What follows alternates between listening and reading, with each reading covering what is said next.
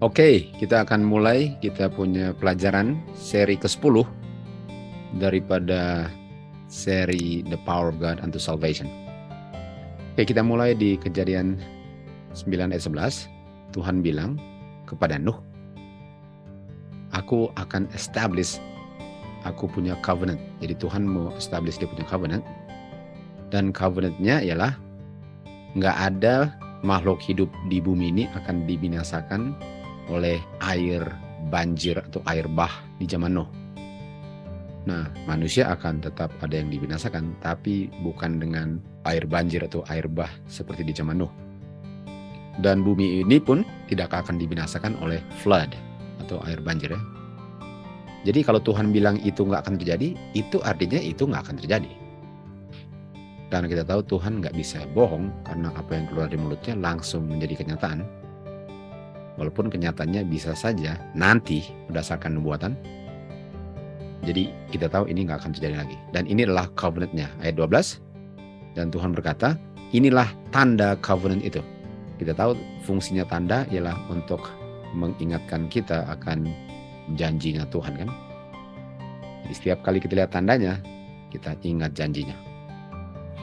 Dan apa tandanya? Dia bilang, saya akan menempatkan pelangi di awan, dan itu akan menjadi tanda covenant di mana bumi ini dan segala isinya tidak akan dibinasakan seperti dibinasakannya oleh air banjir atau air bah seperti di zaman Nuh.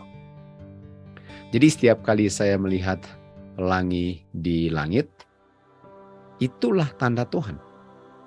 Dan kita masih lihat itu kan, dan kita selalu lihat itu. Nggak bisa lihatnya kalau nggak di hari hujan kan, atau paling kurang sudah selesai hujan. Harus ada hujan dulu, harus ada awan untuk hujan pun, untuk melihat tanda itu. Dan setiap kali lihat tanda itu, ingatlah, inilah Tuhan punya janji. Dan setiap kali lihat pelangi, oh iya, ini bumi nggak akan dibinasakan oleh air bah lagi. Itu tandanya. Ayat 14. Dan saya akan membuat awan di langit, dan pelangi akan terlihat di awan itu. Dan waktu itu terjadi, Tuhan bilang, saya akan ingat saya punya covenant. Nah, ini bukan berarti bahwa Tuhan tanpa lihat pelangi dia lupa ya. Kita ngerti maksudnya kan? Manusia yang bisa lupa, dan dengan tanda itu, kamu tahu bahwa Tuhan nggak lupa akan tandanya. Bahwa bumi ini tidak akan dibinasakan oleh air bah. Ayat 16. Dan pelangi itu akan kamu lihat di awan. Dan saya akan melihat pelangi itu. Tuhan bilang, dan saya akan ingat janji kekal itu antara Tuhan dan semua makhluk hidup di atas bumi ini. Jadi kalau kita lihat pelangi, jangan lupa untuk ingat kenapa ada pelanginya.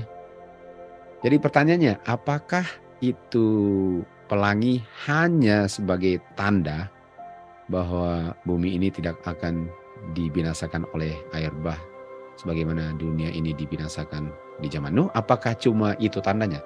Atau apakah itu tanda yang menunjuk kepada tanda spiritual? Nah, kita sudah tahu, udah pasti ada tanda spiritualnya. Karena semua yang kita lihat yang natural selalu itu mengajarkan kita tentang hal-hal yang spiritual kan. Jadi itulah tanda naturalnya. Di Wahyu 4 ayat 2 dikatakan, Yohanes waktu dibawa di dalam spirit, dia melihat tahta di surga. Dia melihat tahta. Dan ada yang duduk di tahta itu. Kita tahu siapa yang duduk situ kan.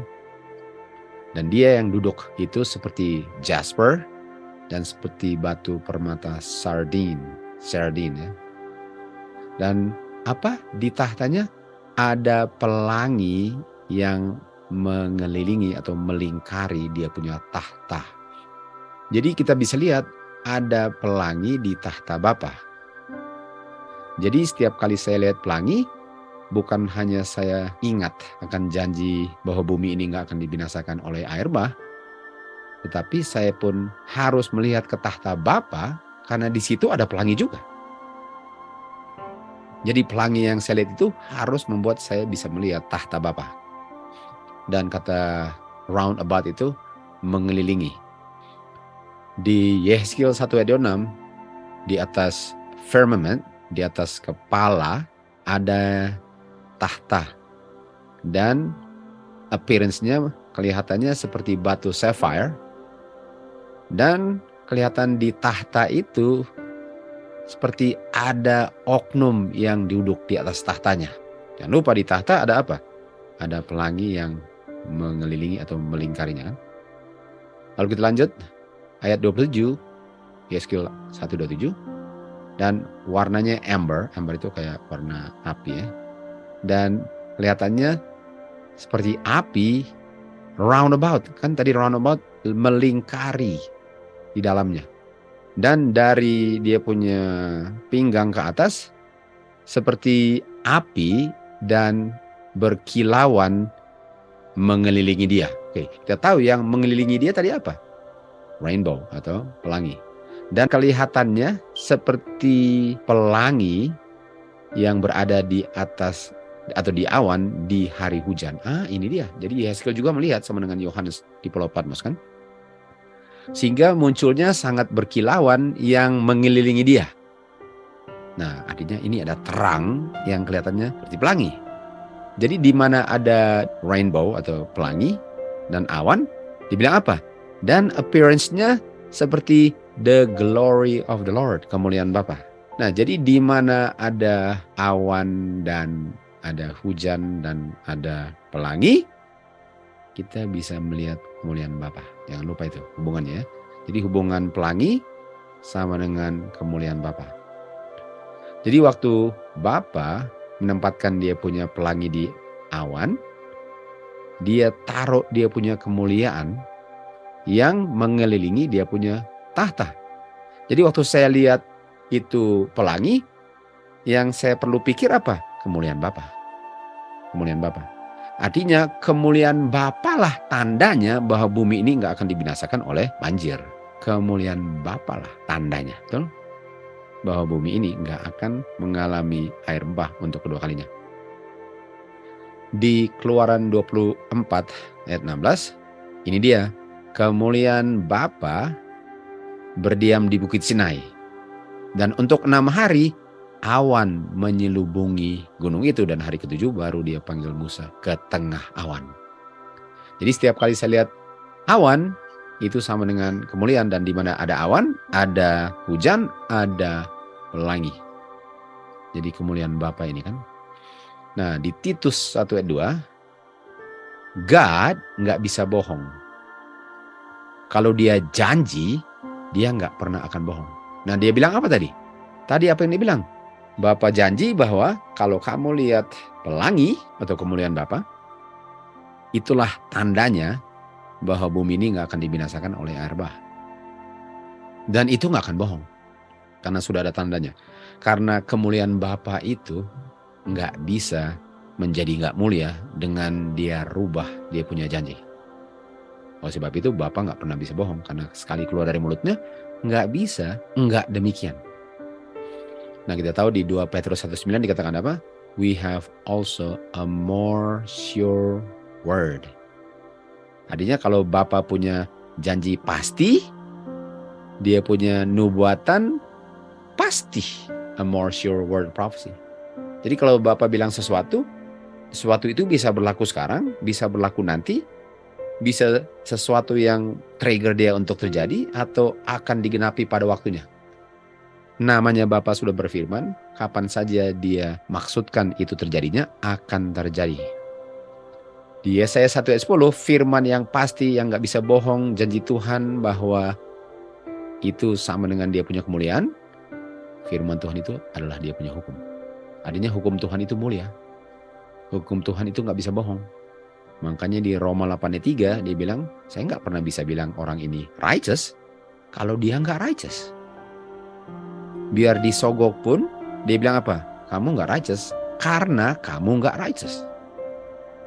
Itu sama dengan firman Tuhan. Artinya kalau Tuhan bilang gak akan ada air bah, gak akan ada air bah walaupun kamu mau sogok untuk dibikin air bah. Gak bisa. Dan hukum Tuhan itu yang pasti, yang gak bisa bohong, itu adalah pengungkapan kehendak Bapa dan pengungkapan secara tertulis karakter Bapa. Kita tahu karakter Bapa sama dengan kemuliaan Bapa kan? Jadi bisakah karakter Bapa berubah? Bisakah kalau Bapa bilang sesuatu lalu enggak terjadi, artinya karakternya ada bolongnya kan?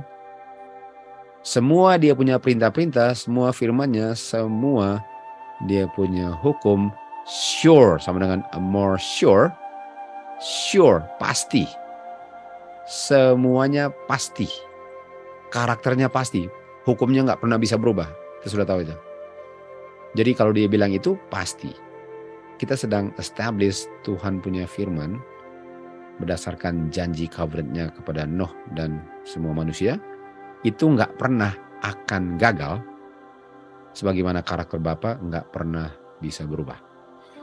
Di Keluaran 33 ayat 18, kita akan di sini, Musa bilang, tunjukkan kemuliaan-Mu, tunjukkan karakter-Mu, tunjukkan hukum-Mu, tunjukkan janji-Mu, gitu kan? Dan apa jawaban Tuhan? Oke, kalau kamu mau lihat saya punya kemuliaan, saya akan kasih tunjuk semua kebaikan-Ku, karakter. Namaku, kita tahu nama karakter.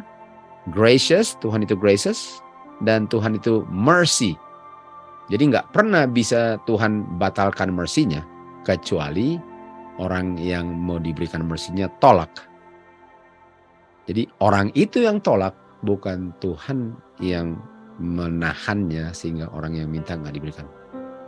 Jadi Tuhan punya karakter, Tuhan punya kemuliaan ini bisa kita bergantung kepadanya dan nggak pernah akan putus. Apa janji Tuhan dan kemuliaan Tuhan, apa hubungannya dengan dosa kita diampuni? Di Yeremia 14 ayat 21 dikatakan, 20, kita mengakui, oh Jehovah, kejahatan kami dan kejahatan kami punya fathers. Kami telah berdosa terhadap Engkau. Jadi ini ada pengakuan.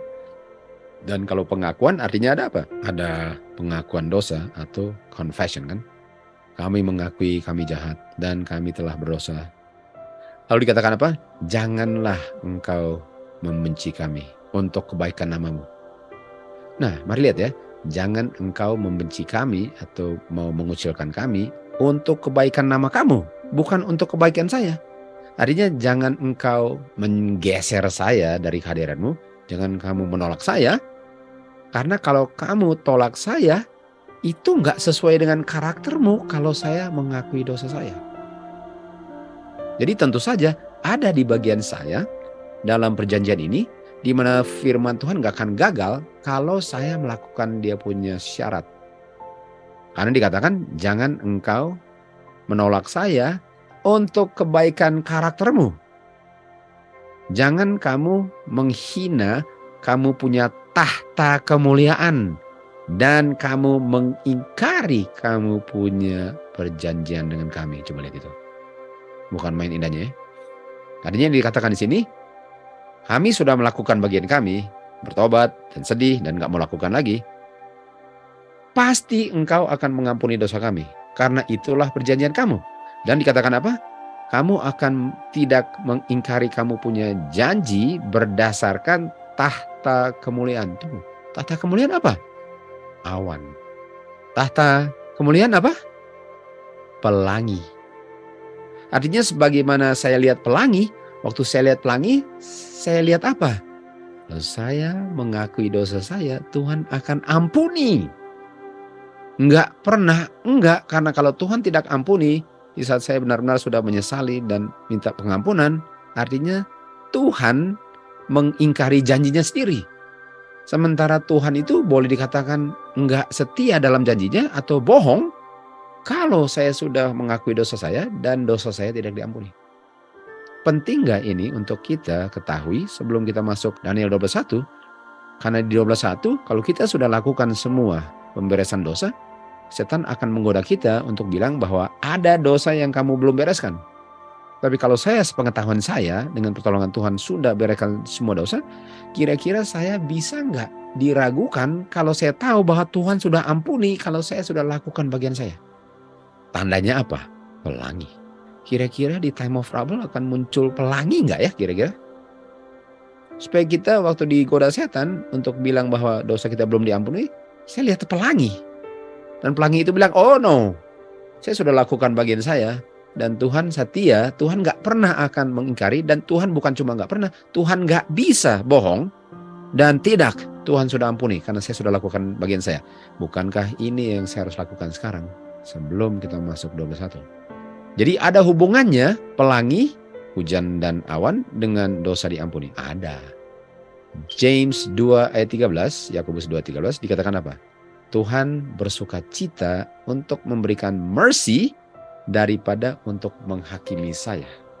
Jadi Tuhan selalu pilih untuk berikan mercy bagi orang yang patut terima judgment. Nah, kalau Tuhan, Bapa kirim anaknya, dia kirim anaknya supaya kita terima mercy. Untuk apa kirim anaknya? Di Yohanes 3 ayat 17 dikatakan, Bapa kirim anaknya bukan untuk menghakimi dunia. Kenapa? Karena dunia sudah dihakimi. Untuk apa mau dihakimi lagi yang sudah dihakimi? Jadi Bapa kirim anaknya untuk memberikan mercy bagi yang patut mati. Jadi kalau saya terima mercy, dengan saya berikan dosa saya kepada anak Bapa untuk mati di kayu salib, kenapa Bapa mau menahan mercy-nya lagi kalau dia sudah kirim anaknya?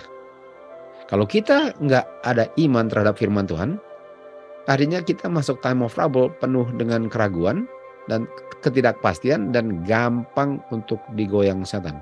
Jadi nggak hanya Tuhan janji nggak akan ada banjir lagi, tapi Tuhan pun memberikan kepastian bahwa Tuhan punya mercy atau dia punya pelangi yang melingkari dia punya tahta itu adalah tanda yang saya lihat waktu lihat pelangi bahwa Tuhan akan ampuni dosa saya.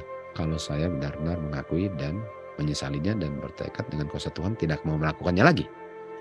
Di Daniel 9 ayat 4, kita tahu Daniel berdoa dan dia berdoa itu setelah dia mendengar 2300 petang dan pagi.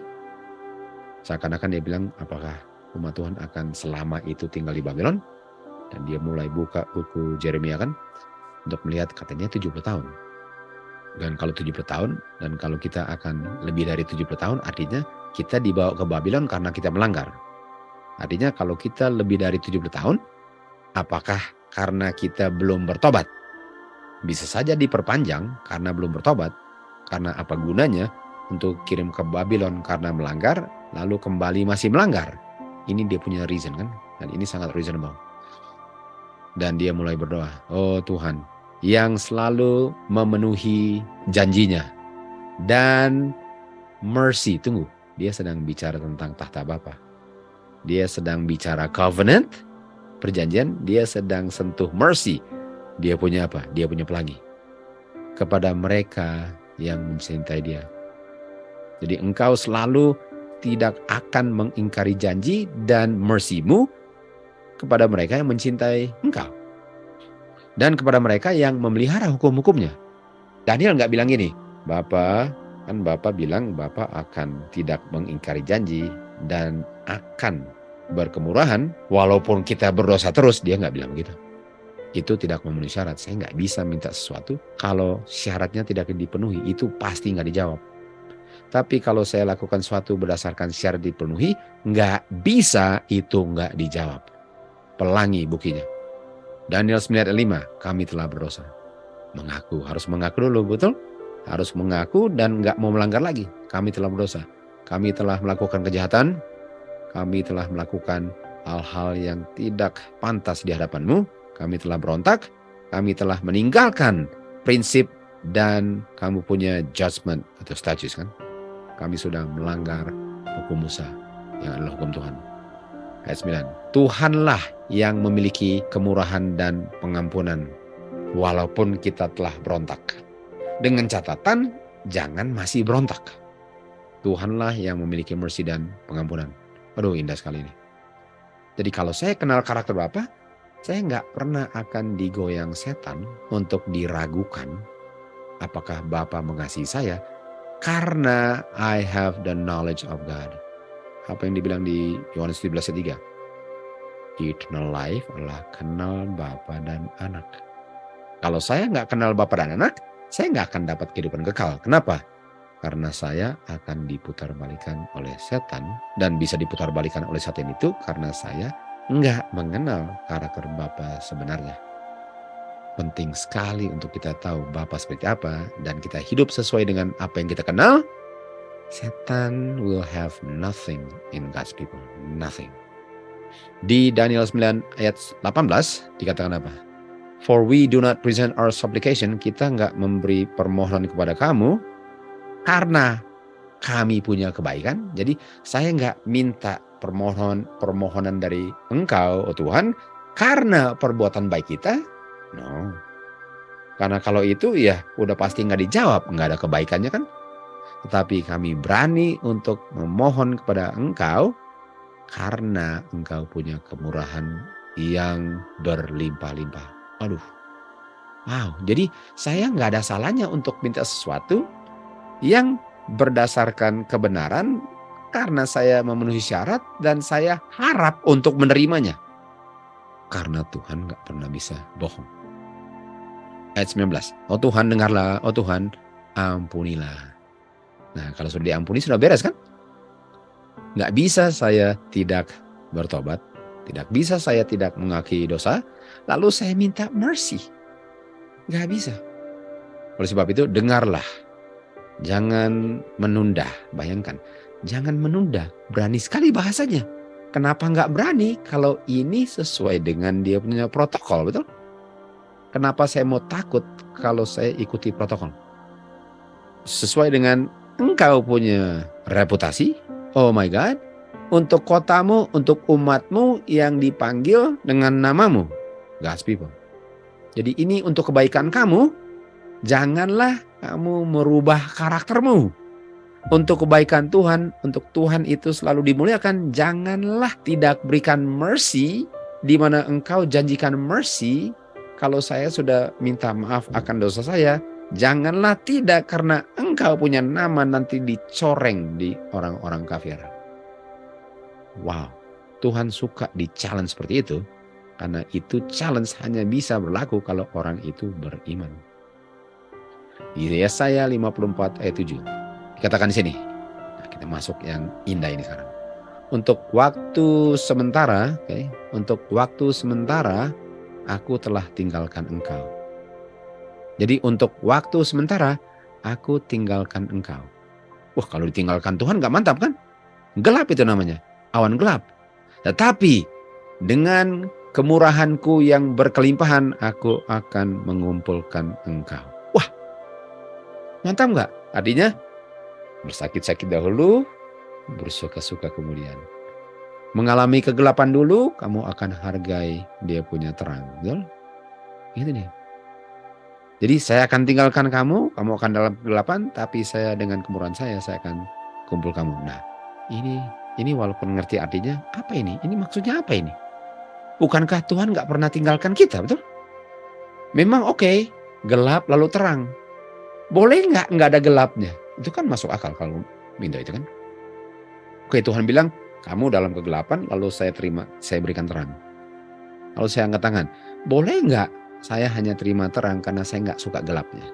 Nampaknya bagus kan? Boleh nggak saya nggak pernah berdosa sehingga nggak perlu diselamatkan? Oh mantap itu. Jadi maksudnya apa ini? Lalu dalam murka yang kecil saya menyembunyikan wajahku untuk sementara. Tetapi kebaikanku yang kekal di mana aku akan berkemurahan kepadamu. Wow. Jadi di sini gelap, terang. Ditinggalkan, dipersatukan. Terima murka, terima berkat. Kenapa demikian gayanya? Coba lihat. Bukankah pelangi hanya muncul setelah hujan dan awan gelap? Bukankah pelangi munculnya waktu ada matahari muncul setelah awan gelap dan hujan? Bukankah itu pelangi? Jadi janji Tuhan bilang apa? Walaupun awan gelap, jangan takut, sedikit lagi muncul matahari, lalu keluar pelangi. Oke, itu mantap. Tapi ada cerita yang lebih dalam dari itu? Ada. Kita terus. Yesaya 54 ayat 9. Karena ini, lalu dibilang apa? Jadi saya akan tinggalkan kamu, tapi saya akan kasih kemurahan. Saya akan curahkan saya punya tulah, tapi saya akan kasih kemurahan. Lalu ayat 9 dia bilang apa? Karena ini seperti banjir di zaman Nuh bagi saya. Jadi ini ayat 7 dan 8 ini sama dengan zaman Nuh. Karena saya telah janji bahwa air di air bahnya Nuh nggak akan menutup bumi ini lagi. Dan saya telah berjanji bahwa saya tidak akan marah lagi terhadap engkau. Tunggu. Sebagaimana dulu banjir dan gak akan ada banjir lagi. Demikian juga waktu kamu berdosa dan kamu bertobat, saya tidak ampuni kamu.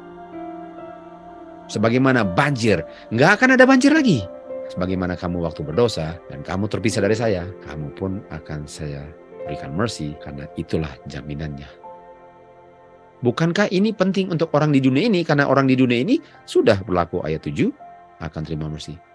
Berlaku ayat 8 akan terima mercy. Sama dengan di zaman Nuh, nggak akan banjir lagi. Sama dengan kita sudah berdosa, dilupakan dosa kita. Wow. Pelangi-pelangi. Ayat 10. Karena gunung akan geser dari tempatnya, bukit akan dipindahkan lokasinya, tetapi kebaikanku tidak pernah meninggalkan engkau. Demikian juga perjanjian damaiku akan dibatalkan. Tidak, katanya Jehovah yang berkemurahan kepada engkau. Saudara, kita bukan main butuhkan ini pas sebelum kita memasuki 12:1. Karena di 12:1 setan punya penggodaan ialah untuk meragukan karakter Bapa bahwa dia sudah ampuni dosa saya. Nah, kalau saya nggak pernah bereskan, ya bolehlah saya stres. Tapi kalau saya sekarang menggunakan waktu sekarang untuk sungguh-sungguh bereskan dan benar-benar mau hidup sesuai dengan kuasa firman Tuhan, saya nggak akan digoyang nanti di time of trouble. Karena saya ingat bahwa Tuhan sudah berjanji, dan kalau sudah keluar dari mulutnya, apapun yang kelihatan situasi kondisi sekitar saya, apapun yang dibilang setan, apapun kelihatannya, itu tidak akan merubah janji Tuhan bahwa dia sudah ampuni dosa saya. Kita baca di Signs of the Times, Oktober 22. Di saat penggodaan menggoda kamu, dan kamu akan digoda. Di saat kebingungan dan kegelapan menyelubungi jiwa kamu, lihat ke tempat di mana terakhir kamu lihat terang. Jadi kalau kamu sedang lihat kegelapan, lihat kamu punya last mention terangnya. Jangan fokus di gelapnya, langsung lihat terakhir kali kamu lihat terang. Bersandarlah akan kasih Kristus dan di bawah kuasa perlindungannya. Karena di dalam dia punya perlindungan, kamu akan temukan peristirahatan dan damai dari badai yang sedang menimpa jiwa kamu. Di saat dosa sedang bergumul untuk menguasai isi hati manusia, kita bukan main taunya itu. Hanya di dunia ini tahu apa artinya itu. Di semesta alam nggak tahu apa artinya untuk dosa struggle dalam hati manusia. Cuma kita yang di dunia ini tahu apa artinya. Kalau dosa sudah merengek untuk dilayani, di saat rasa bersalah sedang menindas jiwa saya dan membebani saya punya hati nurani, di saat awan ketidakpercayaan sedang menyelubungi pikiran saya, ingat Kristus punya grace yang cukup untuk menaklukkan dosa dan menggeser awan kegelapan itu. Dan waktu dibilang ingat itu, jangan lupa untuk ingat itu di time of trouble, khususnya sekarang sebelum time of trouble itu. Jadi kalau saya sudah biasakan waktu menghadapi awan kegelapan, saya selalu lihat ke terang. Saya nggak mau fokus di gelapnya, saya lihat ke terangnya. Saya selalu diingatkan bahwa janji Tuhan bukan seperti yang dianjurkan setan. Tapi kalau saya fokus gelapnya, saya lupa janji Tuhan karena saya nggak mau lihat janji Tuhan. Saya hanya mau fokus dalam kegelapannya. Di situ setan will have something in you. Tuhan Yesus, Juru Selamat yang mengampuni dosa, adalah perantara kita di surga Dan dia memerintahkan kita untuk bangkit dan bersinar. Karena kemuliaan Bapa telah bersinar dan terbit di dalam hatimu. Jadi di saat kegelapan, di saat keraguan, di saat kebingungan, pikirkan janji Tuhan. Pikirkan janji Tuhan. Karena kegelapan itu mau membuat saya lupa janji Tuhan. Karena sudah diselubungi dengan kegelapan, yang saya fokus hanya kegelapan sehingga saya lupa janji Tuhan. Bahwa ini Tuhan sudah bilang, gak akan ada air bah lagi. Dosamu sudah diampuni. Jadi walaupun Tuhan izinkan kegelapan, itu gak perlu mempengaruhi umat Tuhan yang hidup berdasarkan setiap firman janji Tuhan yang keluar dari mulutnya. Awan-awan kegelapan yang menghantui bumi ini bisa menjadi sumber penghiburan bagi yang mengerti karakter Bapa. Sementara awan-awan kegelapan yang menyelubungi bumi ini bisa menjadi kutukan bagi yang enggak kenal karakter Bapa. 2 Petrus 1 ayat 19. Firman Tuhan yang pasti yang dinubuatkan adalah terang yang menyinari tempat yang gelap. Kenapa ada terang di tempat gelap? Karena umat Tuhan ingat firman nubuatan Tuhan yang pasti, a more sure word of prophecy.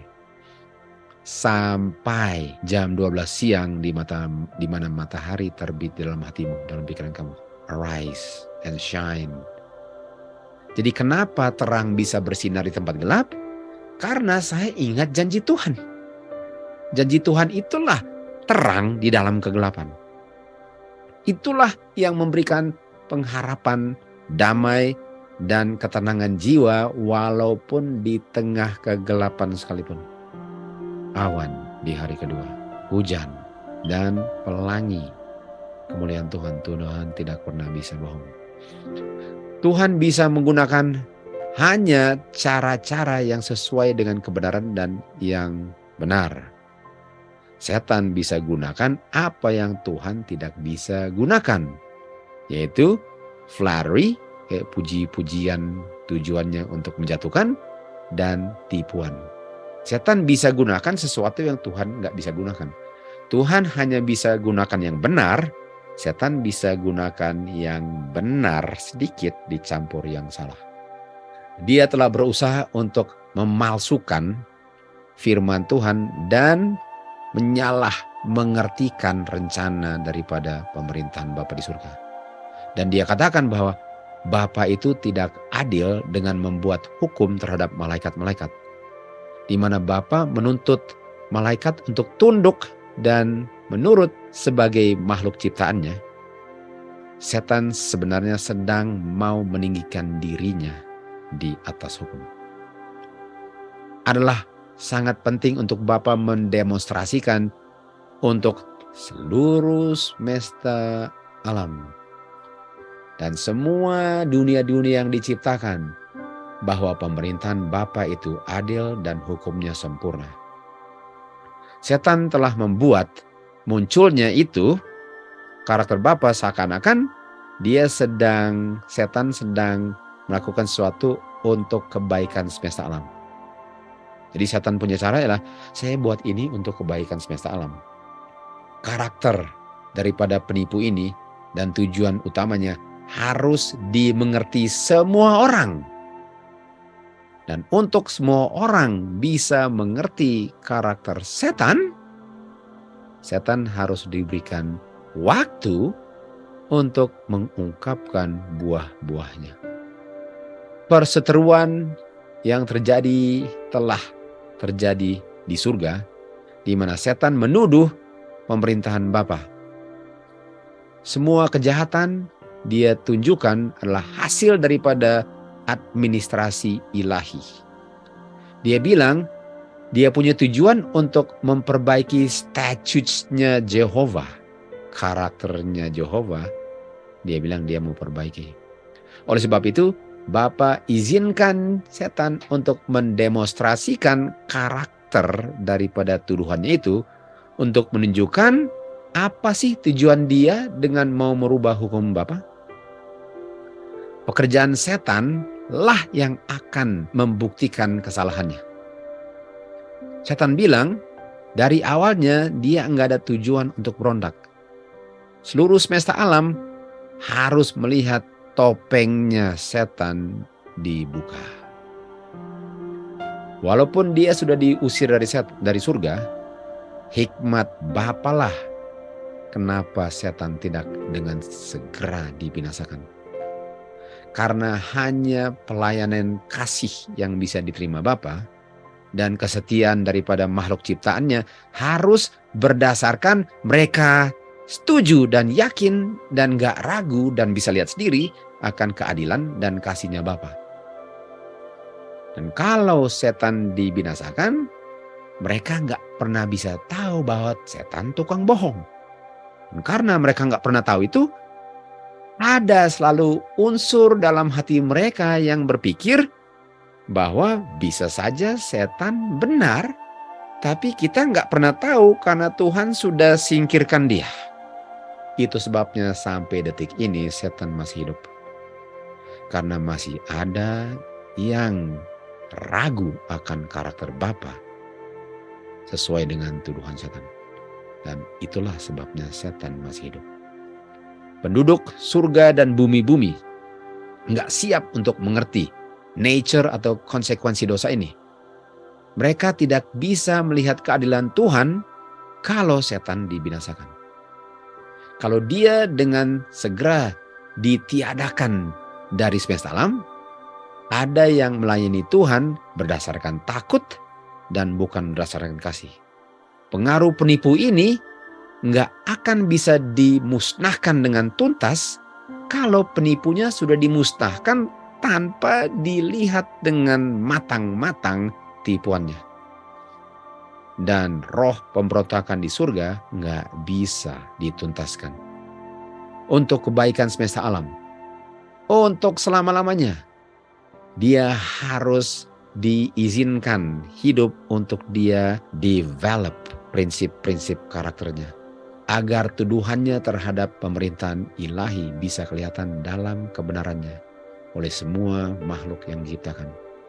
Dan waktu semua sudah melihat bahwa betul tuduhan setan salah dan Bapa nggak salah untuk membuat hukum, Bapa itu kasih.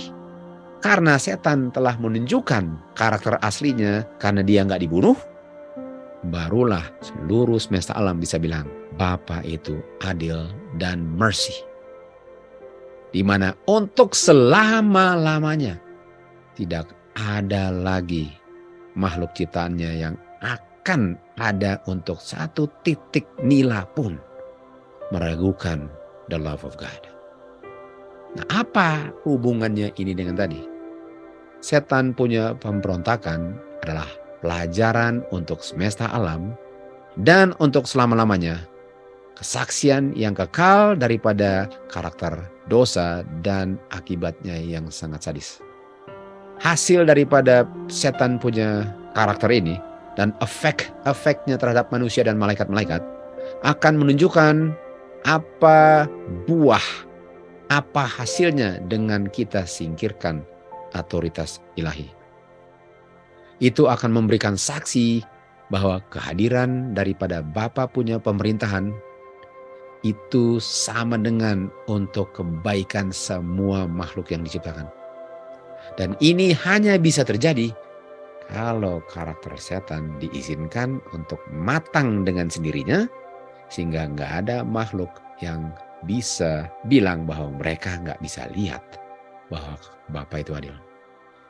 Demikianlah sejarah daripada pengalaman yang sangat tidak nyaman dalam pemberontakan ini bisa menjadi peringatan dan pagar untuk semua makhluk ciptaan yang kudus, sehingga tidak pernah akan ada lagi dosa di dunia atau semesta alam, dan gak ada lagi yang mau berdosa lagi dan harus mati gara-gara upah dosa.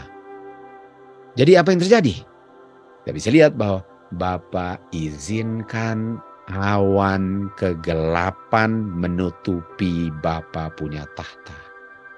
Artinya Bapa dituduh dan ada malaikat yang memang nggak bisa jawab apakah setan benar atau enggak. Itu namanya awan gelap menyelubungi tahta Bapa. Tetapi walaupun tahta Bapa diselubungi dengan tuduhan setan yang dilambangkan awan gelap, ada pelangi yang menyinari tahta Bapa. Pelangi itulah kita punya pegangan sekarang sampai selama-lamanya. Di mana kita nggak pernah akan meragukan akan kasih keadilan Bapa forever. Dia yang memerintah di surga dan dia yang bisa melihat awal sampai akhirnya. Dia yang mengetahui misteri yang lampau dan yang belum terjadi, seperti jendela yang terbuka lebar. Lebih lebar daripada penderitaan dan kegelapan dan kebinasan yang telah dihasilkan oleh dosa. Bisa melihat hasil daripada semua ini adalah love dengan blessing. Artinya Tuhan izinkan awan kegelapan menutupi tahta kerajaan Bapa. Lalu Bapa bilang apa? Tunggu tanggal main.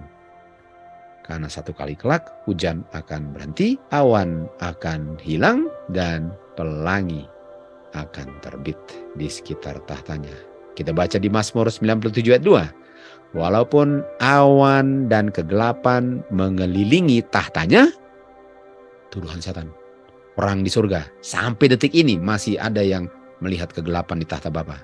Tetapi righteousness dan judgment adalah fondasi tahta Bapa.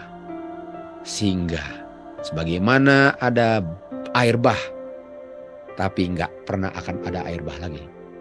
Sebagaimana ada orang berdosa, tapi dosanya diampuni.